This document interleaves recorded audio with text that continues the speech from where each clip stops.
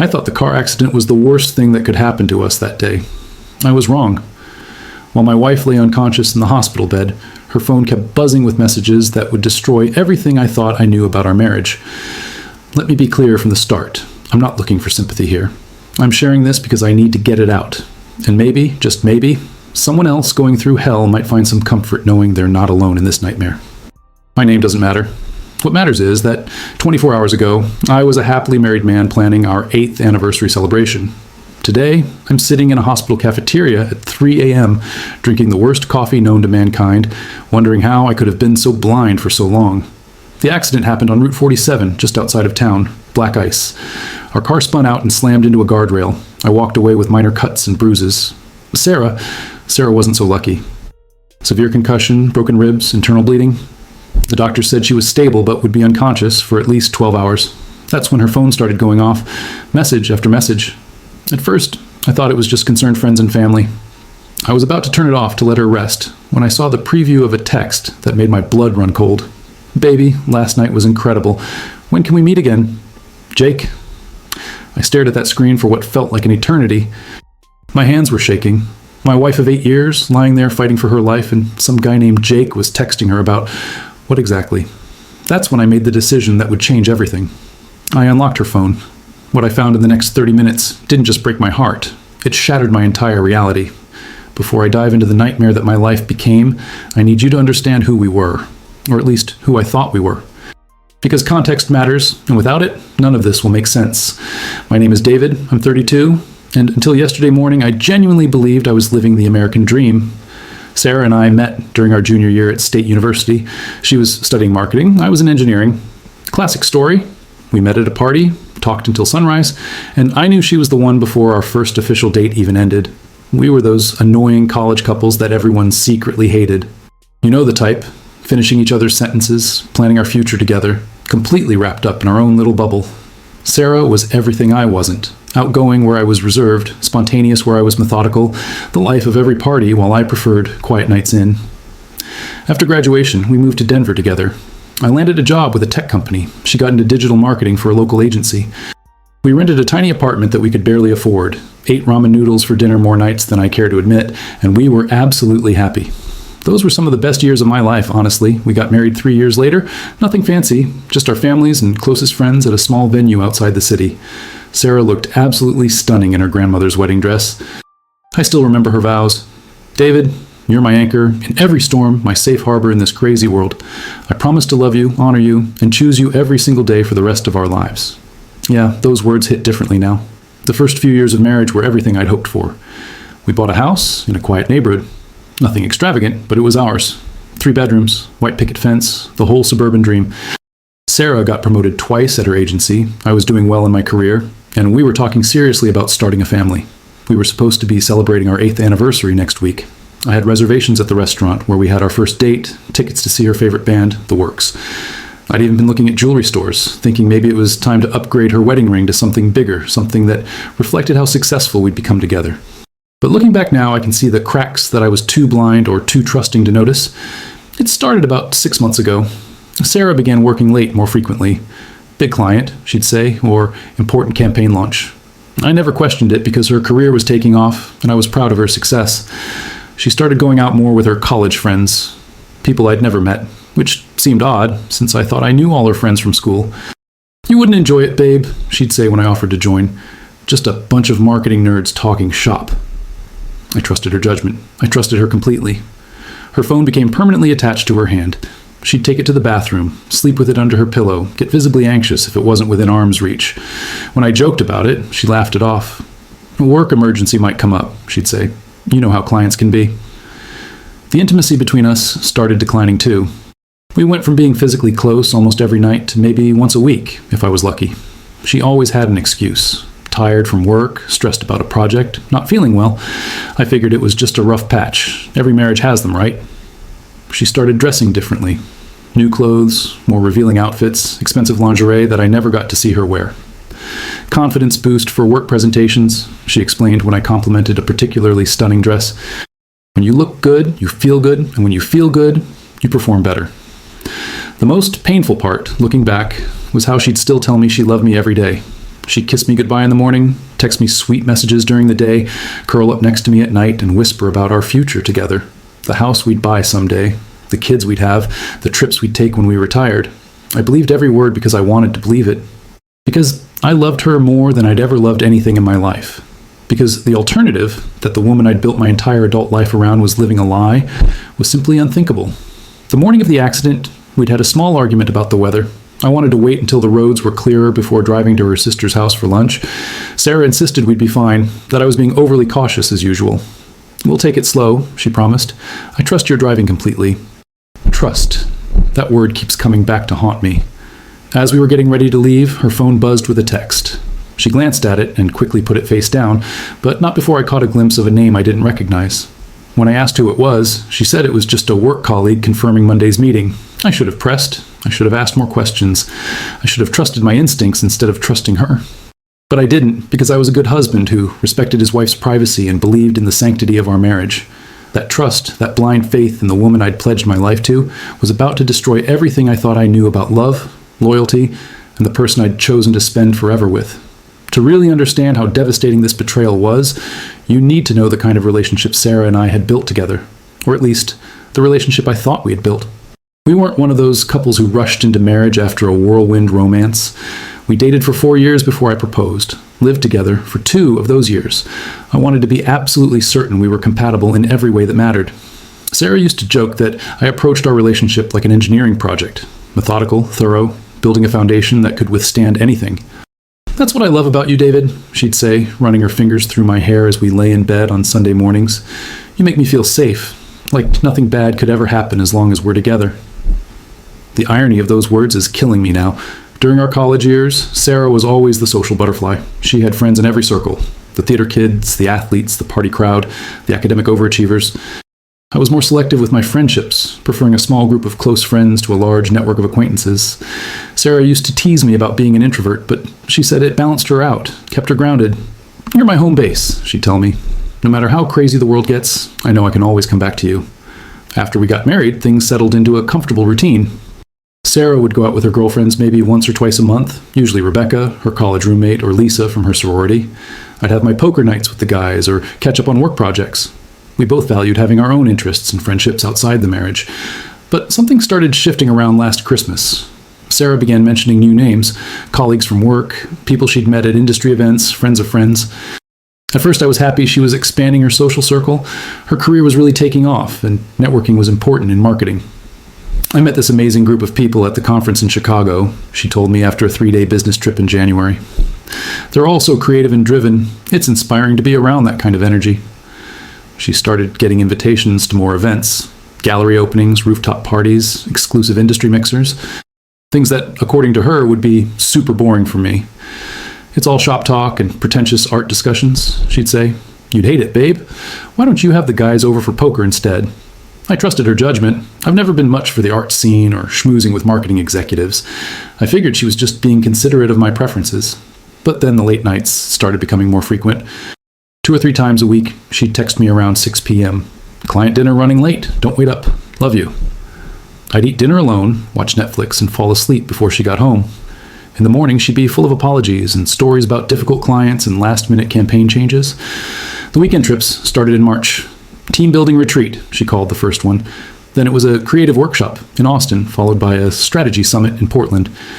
Always work-related, always essential for her career, always somewhere I couldn't or shouldn't join.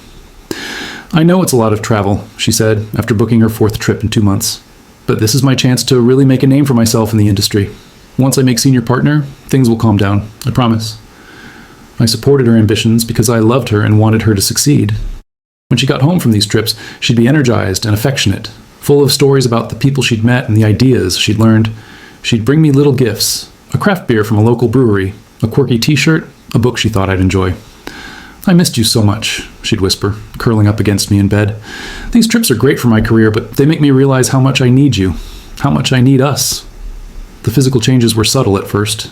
Sarah had always been beautiful, but she started putting more effort into her appearance. New workout routine, expensive skincare products, a complete wardrobe overhaul. She joined a high-end gym downtown, started getting her hair done at a salon that charged more than my car payment. I'm representing the company at all these events, she explained when I commented on her new designer dress. Image matters in this business.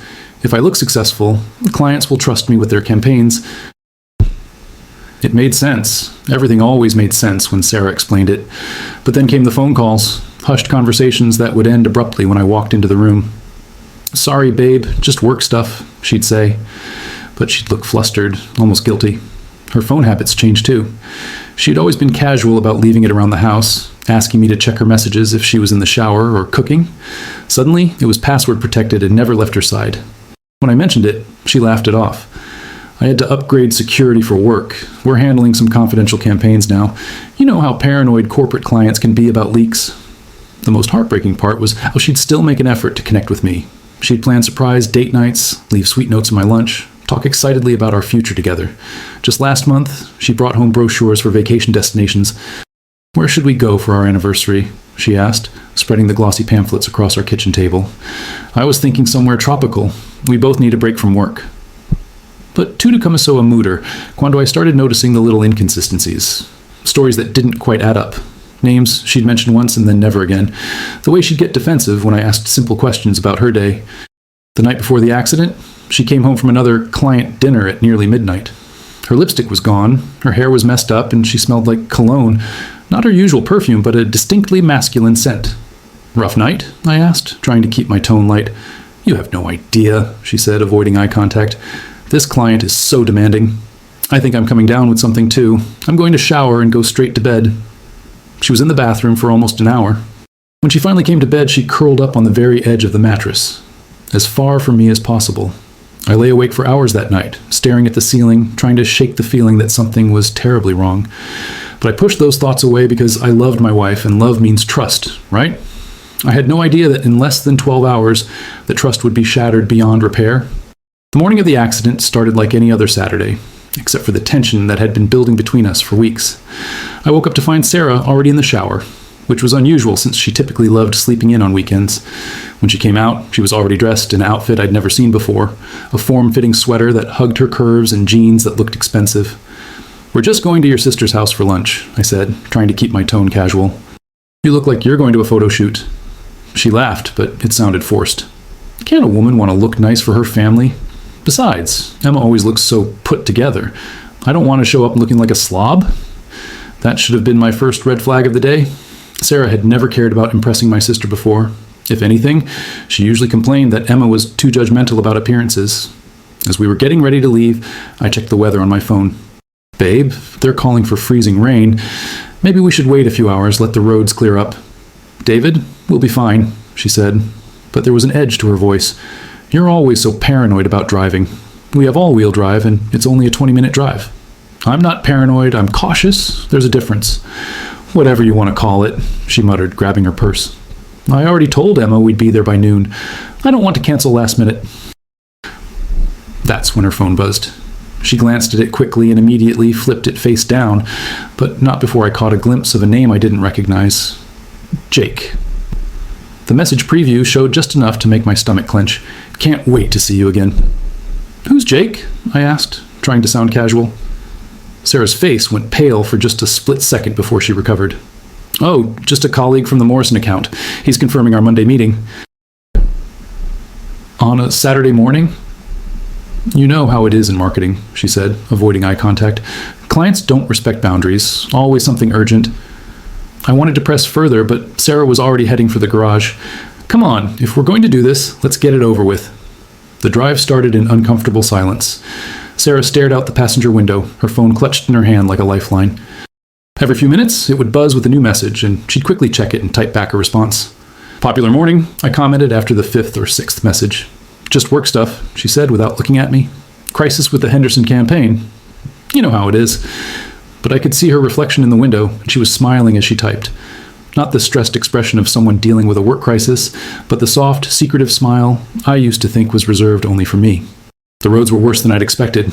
A thin layer of ice covered the asphalt, making every turn treacherous. I slowed down to about 30 miles per hour, gripping the steering wheel tightly. "God, David, my grandmother drives faster than this," Sarah snapped. "We're going to be an hour late." "I'd rather be late than dead," I replied, but her comment stung. She'd never criticized my driving before. If anything, she used to say my cautious nature made her feel safe. Her phone buzzed again. This time, when she checked it, she actually giggled. A soft, intimate sound that made my blood run cold. "What's so funny?" I asked. "Nothing," she said quickly, but she was still smiling. "Just, Rebecca sent me a meme. Rebecca's in Europe this week, isn't she? What time is it there?" Sarah's smile faltered. Yeah, she's probably just having trouble sleeping, time difference and all." Another lie. I could feel them piling up like the ice on the windshield, making it harder and harder to see clearly. We were about 10 minutes from Emma's house when Sarah's phone rang. She looked at the caller ID and her face went white. "Aren't you going to answer it?" I asked. It's probably just a spam call," she said, declining the call. But immediately a text came through and I could see her hands shaking as she read it. "Sarah, what's going on?" "Nothing," she snapped, louder than necessary.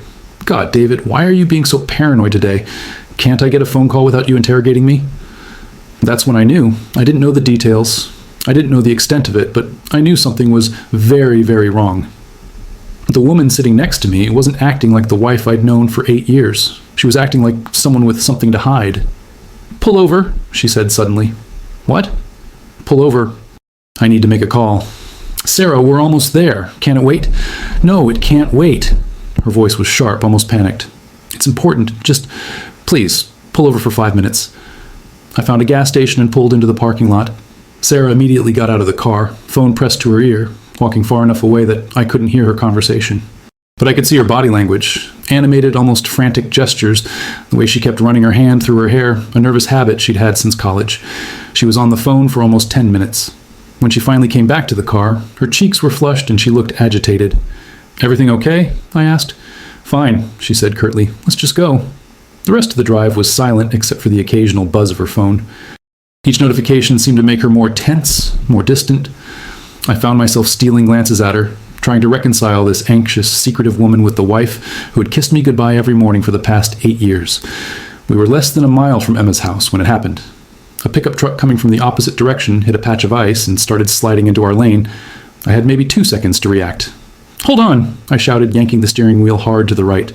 Our car spun out, sliding sideways across the icy road. I felt the sickening sensation of losing control, the world spinning outside our windows.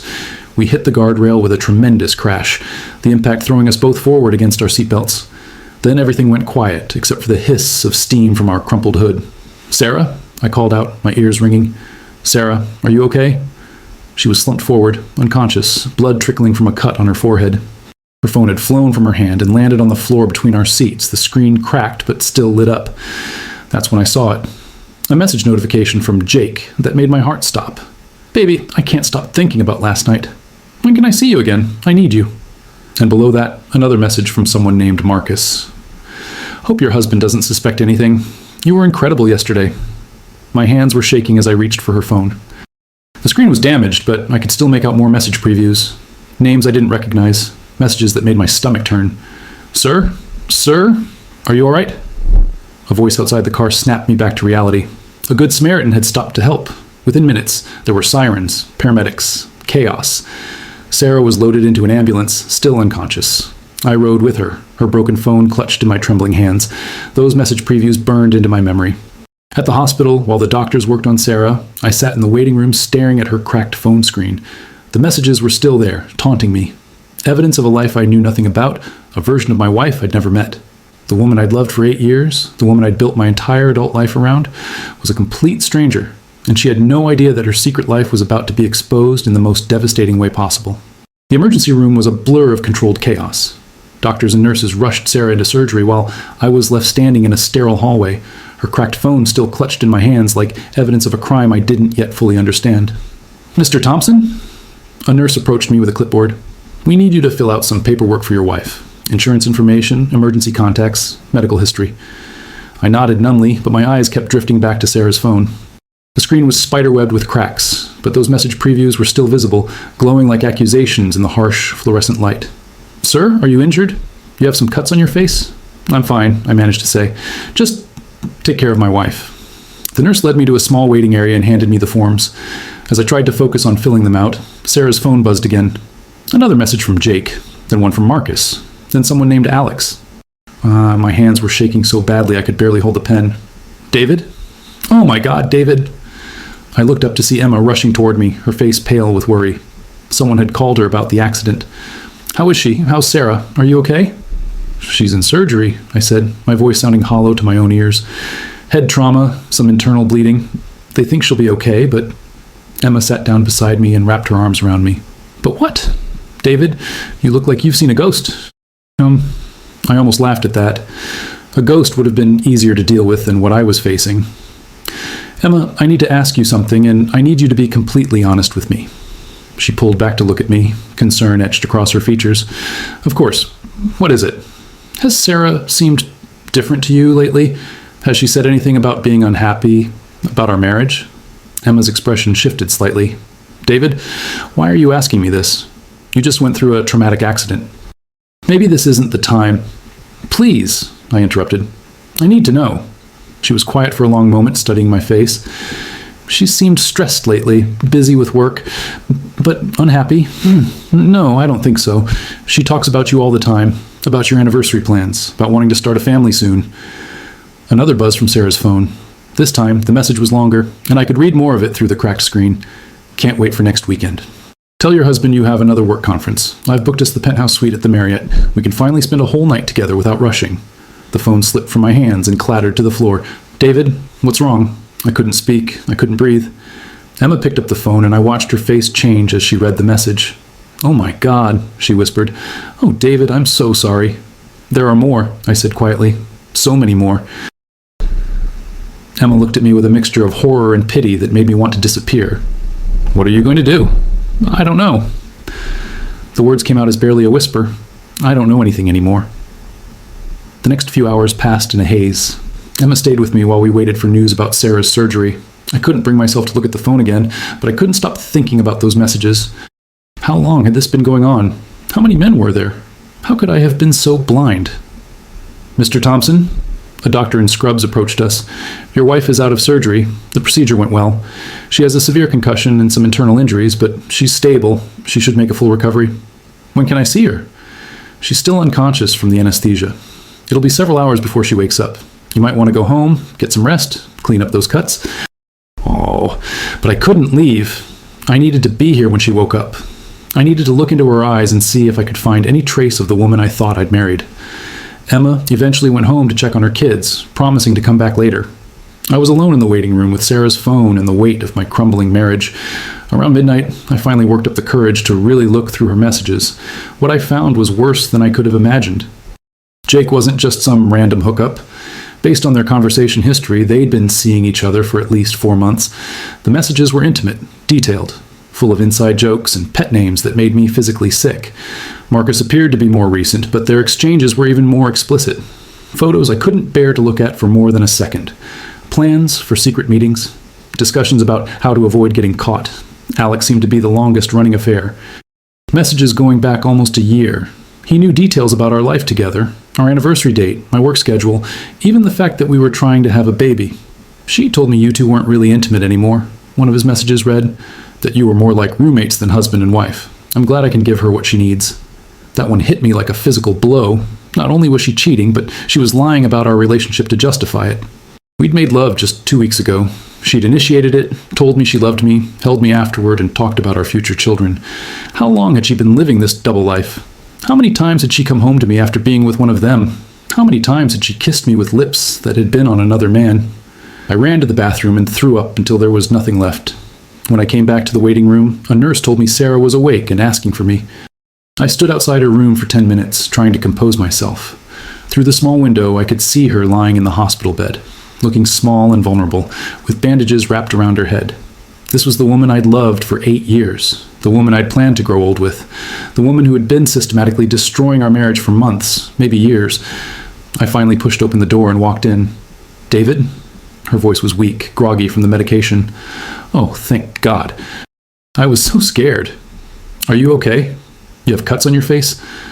I'm fine, I said, staying near the door. How are you feeling? Like I got hit by a truck. She tried to smile but winced in pain. The doctor said I have a concussion. I don't remember much about the accident. What happened? We hit some ice, spun out and hit the guardrail. I'm so sorry, baby. I know you didn't want to drive in this weather. You were right, as usual. She reached out her hand toward me. Come here. I need to hold you. I didn't move. David, what's wrong? You look angry. I pulled her phone out of my pocket and held it up. The cracked screen caught the light from the overhead fluorescence. Your phone was damaged in the accident, I said quietly. But it still works. The messages are still coming through. The color drained from her face. Even with the head injury, she understood immediately what I was saying. David, I can explain. Can you? I stepped closer to her bed. Can you explain Jake, or Marcus, or Alex? Can you explain a year's worth of lies? Tears started streaming down her face. Please, let me explain. It's not what you think. It's not what I think? My voice was getting louder despite my efforts to control it. What I think is that my wife has been fucking multiple men behind my back while I've been home planning our anniversary dinner. What I think is that the woman I've loved for 8 years doesn't actually exist. David, please. How long? I demanded. How long has this been going on? She was sobbing now, her whole body shaking. I never meant for it to happen. I never meant to hurt you. How long? A year, she whispered. Maybe longer. I don't know. I can't think straight right now. A year. Maybe longer. While I was working overtime to save money for our anniversary trip, while I was looking at engagement rings to upgrade hers, while I was talking to her about starting a family. Why? The word came out broken, barely audible. I don't know, she sobbed. I felt trapped. I felt like I was disappearing, like I was just David's wife and nothing else. I wanted to feel alive again, to feel desired. You felt trapped in our marriage? Not trapped by you, she said quickly. Trapped by the routine, by being the same person every day. When I was with them, I could be someone different, someone exciting, someone who wasn't married to me. She didn't answer, which was answer enough. I stood there looking at this woman I'd shared a bed with for years, and I realized I didn't know her at all. The Sarah I'd fallen in love with, the Sarah I'd married, the Sarah I'd built my life around. She was a fiction, a character she'd been playing while living her real life in secret. I want a divorce, I said quietly. David, no, please. We can work through this. I'll end it with all of them. I'll do whatever it takes. There is no all of them, I interrupted. There's no working through this. There's no us anymore. You killed us. You killed us a long time ago, and I was just too stupid to notice. I turned toward the door. David, please don't leave me here alone. I'm scared. I'm hurt. I need you. I stopped with my hand on the door handle. You should have thought about that before you decided to need 3 other men. I love you, she called out desperately. I've always loved you. That never changed. I turned back to look at her one last time. No, Sarah, you loved the security I provided. You loved having someone to come home to after you were done playing with your toys. But you don't love me. You can't love someone and do what you did to them. That's not true. It is true. And the worst part is, I would have loved you forever, through anything. If you'd been honest with me, if you'd told me you were unhappy, we could have worked on it. We could have gone to counseling, taken a break, anything. But instead, you chose to humiliate me. You chose to make me a fool. I opened the door and stepped into the hallway. David, please. But I didn't look back. I couldn't. The woman in that hospital bed wasn't my wife anymore. She was a stranger who happened to share my last name, and I was done being married to a stranger. I drove home in complete silence, my hands gripping the steering wheel so tightly my knuckles were white. The rental car they'd given me still smelled like disinfectant and cheap air freshener, a constant reminder that everything familiar in my life had been destroyed in the span of a few hours. Our house looked exactly the same as when we'd left that morning, but walking through the front door felt like entering a crime scene. Everything I looked at was tainted now. The couch where we'd watched movies together. Had she been texting Jake during those quiet Sunday afternoons? The kitchen table where we'd eaten breakfast that very morning? How many times had she sat there planning her next rendezvous while I talked about work or weekend plans? I went straight to our bedroom and started pulling her clothes out of the closet. Every outfit told a story now. The red dress she'd worn to that client dinner 3 weeks ago. I remembered complimenting her on it, telling her she looked stunning. Now I knew it wasn't for me. The black lingerie set I'd never seen her wear. Apparently it was reserved for special occasions that didn't include her husband. My phone started ringing. Sarah's number. I declined the call and kept packing her things. It rang again and again. Finally I answered. David, please come back to the hospital. We need to talk. There's nothing to talk about, I said, shoving another armload of her clothes into a suitcase. I'm packing your things. I'll drop them off at your sister's tomorrow. You can't just throw away 8 years of marriage because of a mistake. A mistake? I laughed, but there was no humor in it. Sarah, a mistake is forgetting to pick up milk on the way home. What you did was a choice. Multiple choices. Hundreds of them over the course of a year. I know I messed up, but you didn't mess up. You systematically destroyed our marriage while lying to my face every single day. Do you have any idea what that feels like? Do you have any concept of how completely you've shattered my ability to trust another human being? She was crying again. David, I'm scared. I'm alone in this hospital and I'm hurt and I need my husband. You don't have a husband anymore, I said quietly. You have 3 boyfriends. Call one of them. I hung up and turned off my phone. The next few hours were a blur of practical decisions that felt surreal. I called a locksmith and had the locks changed. I called our joint credit card companies and removed her as an authorized user. I called our bank and moved our joint savings into my personal account. Legally, I had every right to do it, and I wasn't about to finance her affair lifestyle anymore. Around 3 a.m., I found myself sitting on our living room floor, surrounded by photo albums and memories. Our wedding pictures looked like evidence of an elaborate con job now. Sarah's smile in every photo seemed fake, calculated. Had she been planning her escape even then? Had she ever really loved me, or was I just a convenient safety net while she figured out what she really wanted? I found the letter I'd written her for our last anniversary tucked inside one of the photo albums. I'd poured my heart out on those pages, telling her how grateful I was to have found my soulmate, how excited I was about our future together. Reading it now felt like reading the diary of a naive child. My phone buzzed with a text from Emma. David, I'm so sorry. Sarah called me crying, begging me to talk to you. I don't know what to say. I had no idea. I believed her. Emma was brutally honest, sometimes to a fault. If she'd known about Sarah's affairs, she would have told me. Another text, this one from my best friend Mike. Dude, what happened? Emma called Lisa, said something about an accident and Sarah cheating. Call me. Word was already getting out. Soon, everyone would know. Our friends, our families, our coworkers. I'd be the guy whose wife was screwing half the city while he planned anniversary dinners. The thought made me physically sick. But then I realized something that surprised me. I didn't care. Let them know. Let everyone know exactly what kind of person Sarah really was. I was done protecting her reputation, done making excuses for her behavior. Around dawn, I finally fell asleep on the couch, still surrounded by the debris of our relationship. I woke up to someone pounding on the front door. Through the peephole, I could see Sarah's sister Rachel looking frantic. David, open up. I know you're in there. I opened the door but didn't invite her in. What the hell is wrong with you? She demanded. Sarah is in the hospital with a head injury and you just abandoned her? What kind of husband is that? The kind whose wife has been cheating on him for over a year, I said calmly. Did she mention that part when she called you? Rachel's face went pale. That's not possible. Sarah loves you. She talks about you constantly. Yeah, she talks about me to her boyfriends too. Apparently, I'm a boring husband who doesn't satisfy her needs.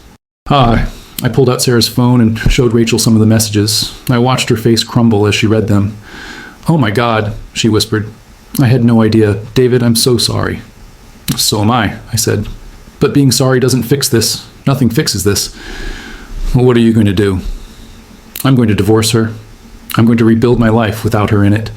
And I'm going to try to figure out how to trust another human being again, though honestly, I'm not sure that's possible.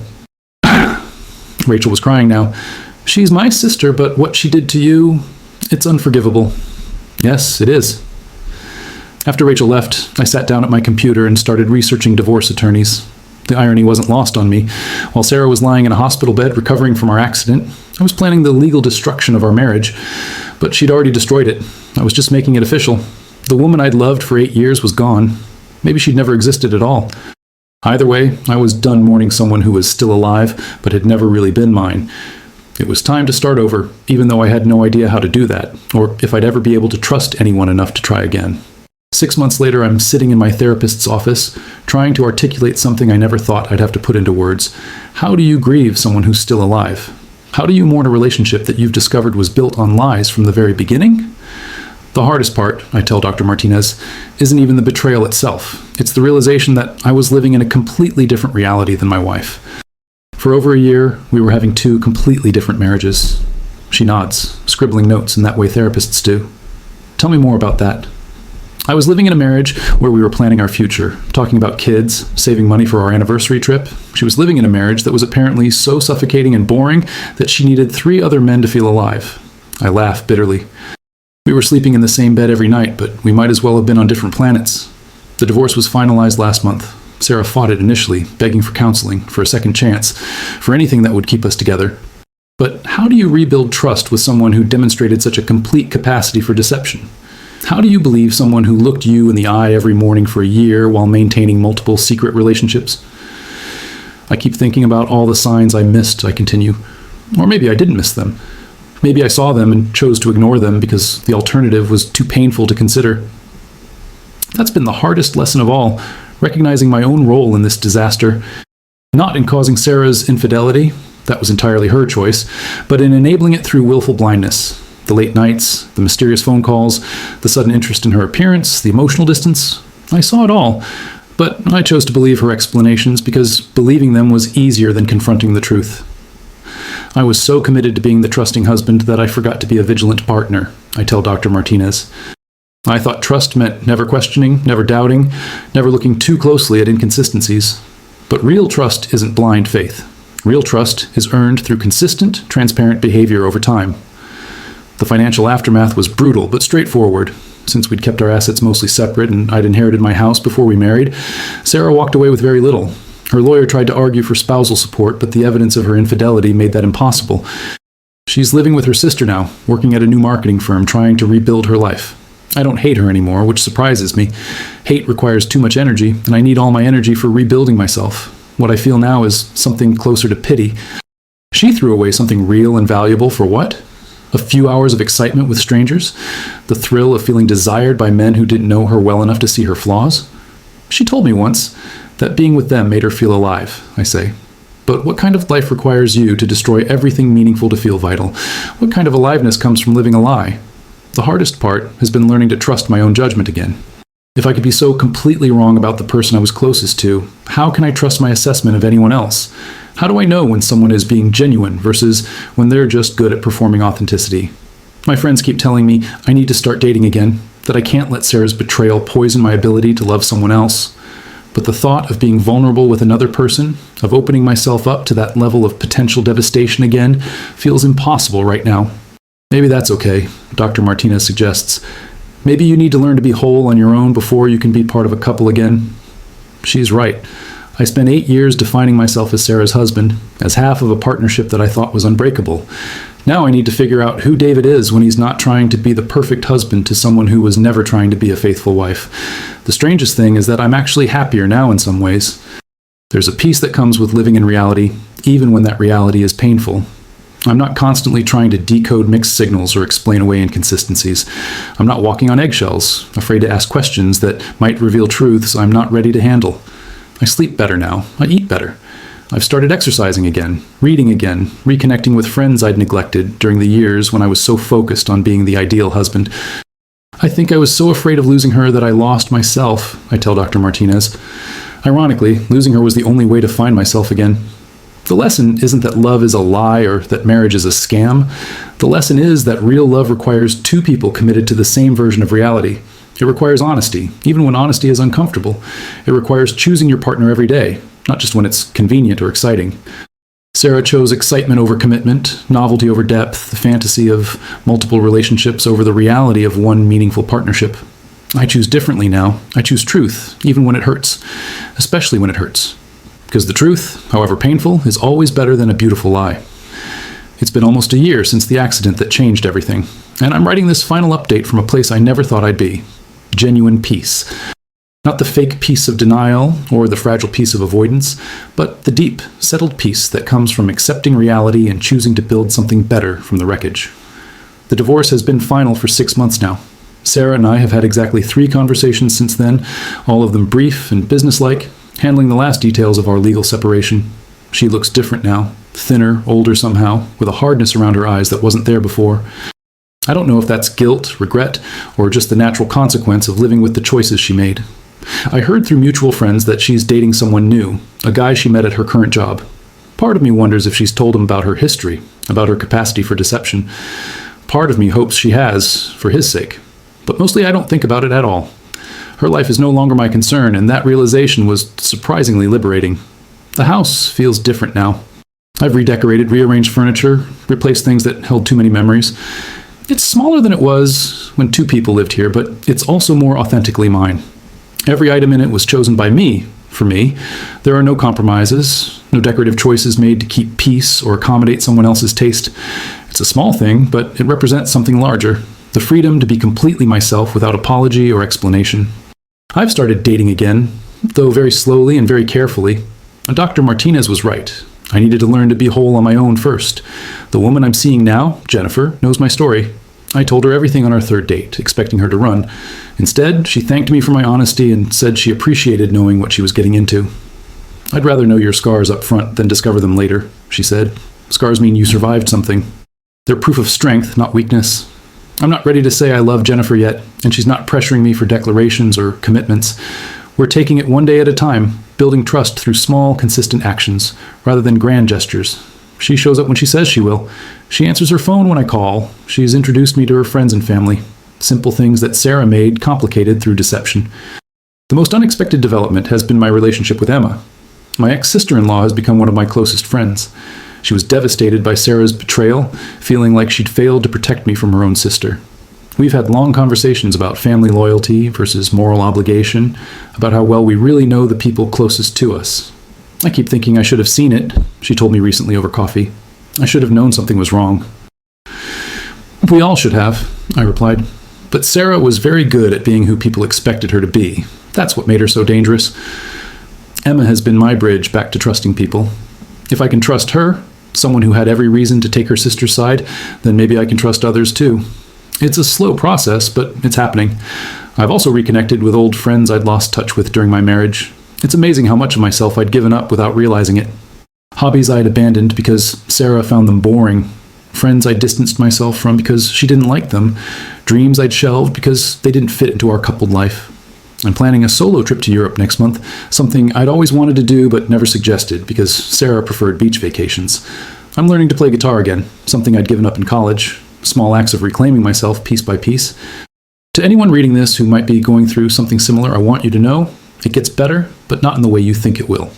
You don't get over a betrayal like this. You don't go back to who you were before. Instead, you become someone new, someone stronger, more aware, more careful with your trust, but also more appreciative of genuine connection when you find it. The accident that revealed Sarah's infidelity was the worst thing that ever happened to me.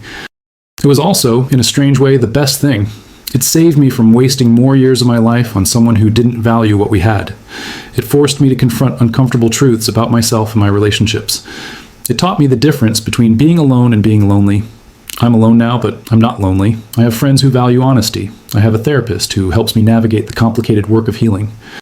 I have a life that's entirely my own, built on truth rather than comfortable lies. Sarah gave me 8 years of her life, but she also gave me something more valuable. The knowledge that I can survive anything, that I'm stronger than I thought, that love without honesty isn't love at all. And that's a lesson worth learning, no matter how much it costs. If you've made it this far, thank you for listening. Sometimes the most healing thing we can do is tell our story and know that someone heard it. Take care of yourselves out there. Trust carefully, love bravely, and never settle for a beautiful lie when you could have an ugly truth. The truth, as painful as it might be, will always set you free.